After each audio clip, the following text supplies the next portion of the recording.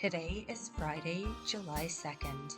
My name is Jennifer Heidinga, and this is Wilderness Wanderings.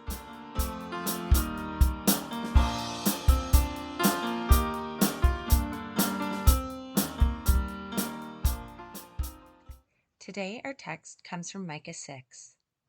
He has shown you, O mortal, what is good. And what does the Lord require of you?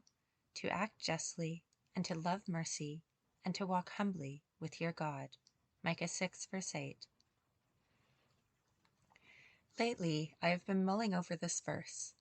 What does it mean to act justly, and to love mercy, and to walk humbly with God? Just before Canada Day, there were more graves discovered near a residential school in BC. It may seem easier to pray and allow others who are more invested to do their part in perpetrating justice and preventing further injustice.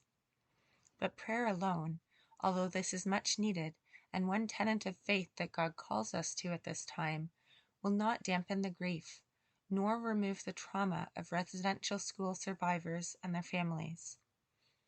Pastor Michael offered 3 suggestions on Wednesday from an article on how to move forward from where we are: truth-telling, right teaching, and action-taking.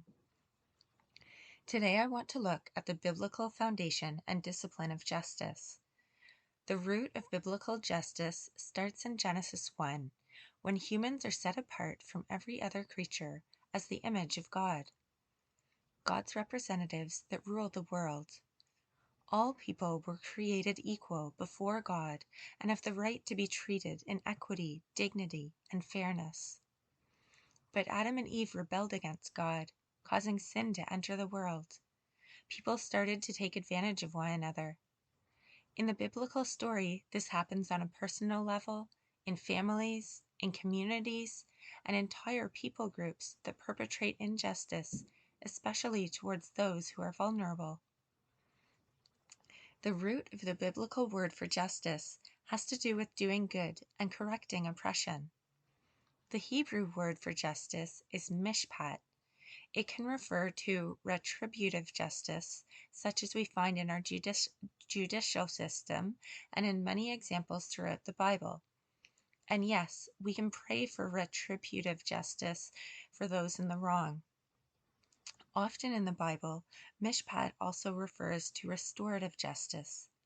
That means taking the extra step to seek out and help those who are being and have been treated inequitably or unjustly. It also means taking steps to advocate for vulnerable populations and individuals and to prevent injustice. And it means, too, seeing each individual as a person with a story to tell and a worth of great importance. And justice is often found paired with the word righteousness, which refers to right relationships between people. That is, treating others as God's image bearers, worthy of dignity and respect. Biblical righteousness is a form of social justice in which the givers benefit from giving as much as or even more than the recipients. What do we have to learn from Indigenous individuals who have a story to tell? Biblical justice involves both a lifting up into a place of honor and a restoration for those in the place of injustice. The community I live in, the Crown Point community, has the highest population of Indigenous people in Hamilton. There are several band houses on my street, and one of my children's best friends is Indigenous as well.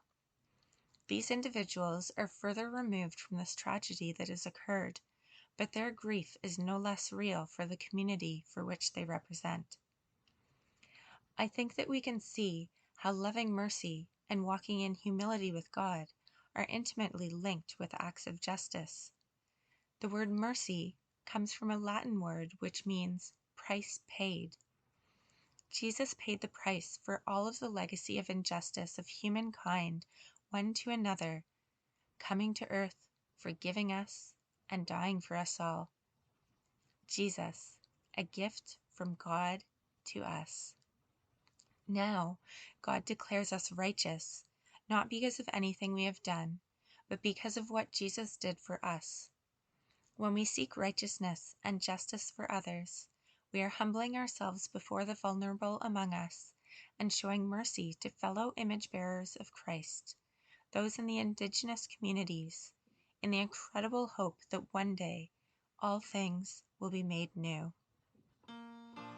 As you journey on, may the peace of the Lord Christ go with you, wherever he may send you. May he guide you through the wilderness, protect you through the storm. May he bring you home rejoicing at the wonders he has shown you. May he bring you home rejoicing once again into our doors.